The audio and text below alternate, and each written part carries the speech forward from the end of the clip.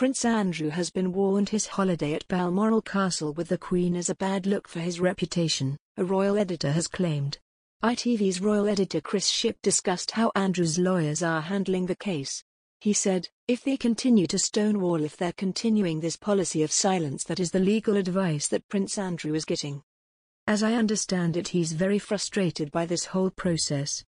I think reputationally, he probably knows, as does the royal family, as does the Queen who he is staying with at Balmoral, this policy of silence isn't helping him reputationally."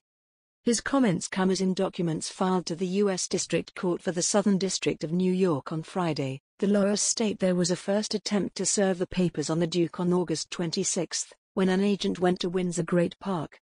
They claim that a Metropolitan Police officer, who was the head of security, told the agent officers were not able to accept service of any court process, or let anyone trying to serve legal papers onto the property.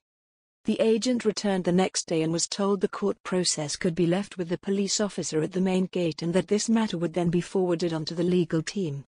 The document says the complaint, the summons, and other papers were enclosed in a plastic sleeve and then in an A4 envelope, addressed to the said defendant, Prince Andrew, Duke of York, at the address and then left with the police officer.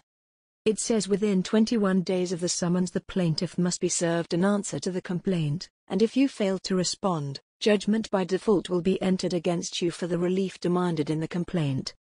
Andrew has stepped back from public duties amid the fallout from his relationship with Epstein. It came after a 2019 Newsnight interview which saw him attempt to draw a line under his relationship with Epstein, who died in prison 2 years ago, but ended up being dubbed a car crash. According to the Daily Mail, he was last seen arriving at the Royal Scottish Retreat of Balmoral Castle in August and was thought to have been accompanied by his ex-wife Sarah Ferguson. Lawyers for Ms. Giuffre filed the civil suit citing allegations of battery by sexual assault and intentional infliction of emotional distress against the Duke. Buckingham Palace previously released a statement to say, "The Duke of York unequivocally regrets his ill-judged association with Jeffrey Epstein." Epstein's suicide left many unanswered questions, particularly for his victims.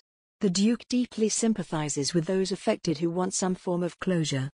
It is his hope that, in time, they will be able to rebuild their lives.